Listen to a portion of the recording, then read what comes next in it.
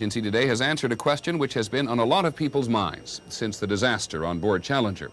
NASA is going ahead with its Citizen in Space program, and it has named a teacher to make the next flight. Here's ABC's Lynn Scher. At a hastily called news conference, acting NASA Administrator William Graham said teacher Barbara Morgan will be the first private citizen to fly in space, and she has accepted. The 34-year-old elementary school teacher from McCall, Idaho, trained at Kristen McCullough's side last year, and she'll go on NASA's payroll until August to keep the Teacher in Space program alive. She was not at the press conference today, but yesterday on her way home, she indicated her feelings. My answer is I'd like to fly just like everybody else would like to. Some of the other finalists in the program said today they had no qualms about flying themselves. When they deem that it is flight ready, I would be confident that, to their knowledge, it is ready to go, and I would be willing to go.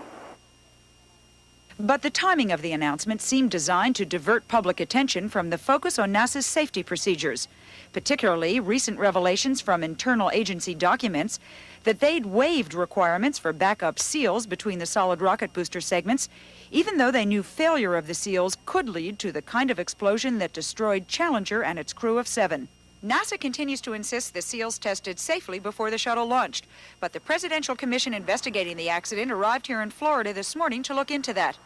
Today they asked about NASA's review process before launch, with special attention to the main engines, rocket boosters, and weather conditions at the time of the launch.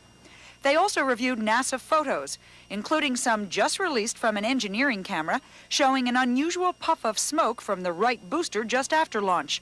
NASA provided no explanation, but the photos seem to indicate that whatever triggered the fatal blast, it began as Challenger left the Earth. Tomorrow, the Presidential Commission continues its on-site investigation with tours of the launch pad, the building where the solid rocket booster segments are put together, and the hangar where the debris from Challenger is being collected. So far, says Chairman William Rogers, their visit here has been of benefit to the Commission. Lynn Scher, ABC News, Kennedy Space Center, Florida.